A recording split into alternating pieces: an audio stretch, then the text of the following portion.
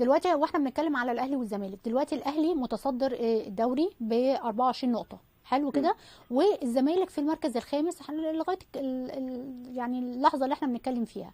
هل الاهلي كان من الفرق المرشحه ان هي يعني لسه في 9 جولات ان هو يتصدر يعني يبقى الفريق رقم واحد، او يعني عدد نقاط اكبر؟ طبعا احنا بنتكلم فريق مصر احنا لسه في عنده اكيد مؤجلات بسبب دوري ابطال افريقيا، بس بتكلم عن النادي الاهلي ان هو دي اول مره يشارك النادي مشاركه ليه الاهلي ان هو يتربع على صداره الترتيب دي. كان شيء مفاجئ بصراحه للجميع يعني. حتى المتابعين للعبه او الانديه المنافسه ما كانتش متوقعه ان النادي الاهلي هيتصدر مبكرا او هيظهر بالشكل ده، خاصه ان الاهلي يعني او النادي الاهلي في خريطه تعاقداته هو تعاقد مع عدد كبير جدا من النجوم محترفين. الاغلبيه العظمى قالت ان هيحتاجوا وقت على ما يتاقلموا مع النادي الاهلي او يظهروا بالشكل كويس، ولكن لا، هو النادي الاهلي بصراحه ظهر في اول مواسمه بشكل مميز جدا. ونفس الامر يعني نادي الزمالك، قد يكون خساره نادي الزمالك من النادي الاهلي اثرت عليه طبعا، خاصه انها في افتتاح البطوله فاثرت عليه، وبعدين من ثم خسر من فريق وادي دجله، فبالتالي فقد 6 نقاط في صراعه على المنافسه، فابعدته نسبيا عن البطوله او بعدته نسبيا عن المقدمه ان هو يبقى في المربع الذهبي مبكرا. طب رؤيتك يعني يا حاتم، دلوقتي بتقول ان النادي الاهلي لا كانت مفاجاه ان النادي الاهلي ان هو يتصدر ب 24 نقطه، طبعا يعني بنتكلم في نهايه الجوله التاسعه، وبتتكلم برضو في نقطه مهمه كمان في رقم مميز جدا. النادي الاهلي هو اقوى هجوم في 35 هدف، واقوى دفاع في المسابقه ان هو بيسكن مرماه هدف وحيد بس من 9 جولات، وهو اللي سجل في مرماه في الجوله الافتتاحيه قدام نادي الزمالك. من وجهه نظرك الانسجام، يعني لعيبه الاهلي لسه الفرقه متكونه، فريق الاول على شويه محترفين النادي الاهلي تعاقد معاهم، الاندماج السريع اللي حصل وانطلاقه الاهلي ان هو يقف على رجله ويحصل اندماج ما بين المدرب والفريق الجهاز واللعيبه بعضها البعض، ايه السبب فيها؟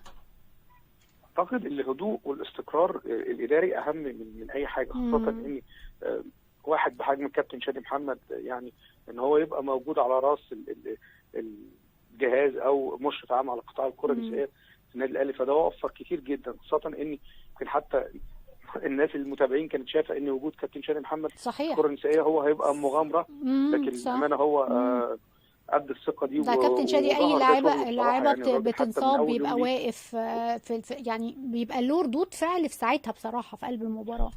للامانه يمكن حتى انا كمان لما كابتن شادي محمد تولى المنصب ده جديد، كنت انا بشوف حتى قدام عيني، حتى لا ما كانش بينام الراجل، بيروح هنا ويجي هنا ومصافقات، حتى معظم خريطه التفاوضات الاهلي كان كابتن شادي محمد هو اللي بيشرف عليها من اول يوم.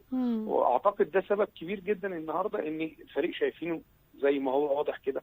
كان النهارده في لعيبه سابوا انديه في السعوديه ورجعوا عشان يلعبوا في النادي الاهلي، خاصه ان طريقه المفاوضات كمان ما استغرقتش وقت كبير يعني.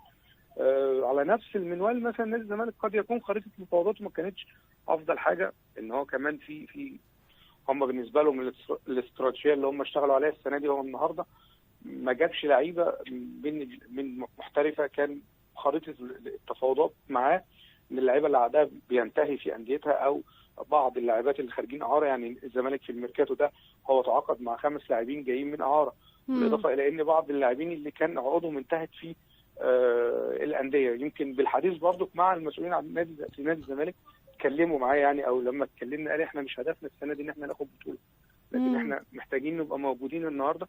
قد يكون الامر الزامي عشان رخصه الانديه، لكن احنا محتاجين برضو نبقى موجودين على الاقل ما نخرجش من المربع الذهبي، على عكس النادي الاهلي. هو بالنسبه له كان تارجت بالنسبه له ان هو لا لازم يبقى موجود في الاول ياخد الدوري، حتى هو عينه من دلوقتي على انه السنه الجايه ان شاء الله يكون بيشارك في دوري ابطال افريقيا او بيشارك في بطوله شمال افريقيا المؤهله لدوري الابطال. صحيح. خليني بس اعلق على نقطه قلتها يا حاتم، يمكن لما الاداره بتوصل للجهاز وبتوصل للعيبه، احنا النهارده اول سنه لينا فعايزين بس نحط رجلنا، وإدارة بتوصل ان لا احنا عايزين ننافس وعايزين ندخل ناخد البطولة عشان ننافس السنة الجاية في دوري الأبطال، ده الرسالة دي بتنعكس اعتقد على الجهاز طبيعي، وده اللي احنا شفناه، وده الفرق ما بين النادي الأهلي الحقيقة متصدر ب 24 نقطة في أول تمثيل له نادي الزمالك. طبعا كل التوفيق للنادي الأهلي والزمالك طبعا أكيد. بس قبل ما أختم معاك بقى عايز أسألك على مباراة السوبر، ايه موضوع مباراة السوبر ده؟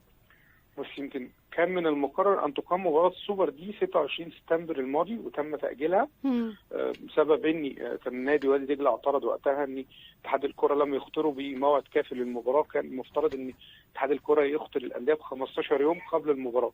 واتحاد الكره كان ارسل فاكس لنادي وادي دجله قبل المباراه ب7 ايام، فبالتالي اعترض فريق وادي دجله وقال ان هو لا مش هيلعب المباراه، فتم تاجيلها او ترحيلها. يمكن امبارح كان منعقد او انا اسف يوم الخميس كان منعقد اجتماع اخير في مقر الاتحاد المصري لكره القدم، وقرروا ان هم هيعيدوا المباراه او هتلعب المباراه وهيعلنوا عنها.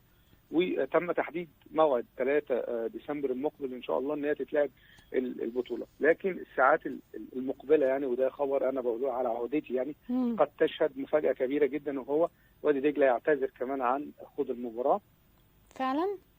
يمكن خلال الساعات الاخيره، يمكن انا يعني من ساعه كده كان في مكالمات بيني وبين المسؤولين في وادي دجله، فهم قالوا ان هم برضه رافضين ان هم يخوضوا المباراه، خاصه ان كان الاتحاد المصري لكره القدم، هبعت لحضرتك حتى الفاكس ده، الاتحاد المصري لكره القدم كان ارسل خطاب للناديين ان هو تم الغاء البطوله في الموسم الحالي، فبالتالي ان البطوله مش هتقام اصلا. فالنهارده تراجع اتحاد الكره وقال ان هو لا هيلعب البطوله، فوادي دجله بيتمسك ان هو لا انا مش هلعب البطوله. ده بسبب التغيير اللي حصل في الاتحاد؟ ده مجلس قديم يعني ده مجلس القديم هو اللي قرر الغاء، ومجلس الجديد هو اللي هو لا المجلس القديم برضو هو اللي قرر اعاده المباراه وليس المجلس الجديد. اوكي.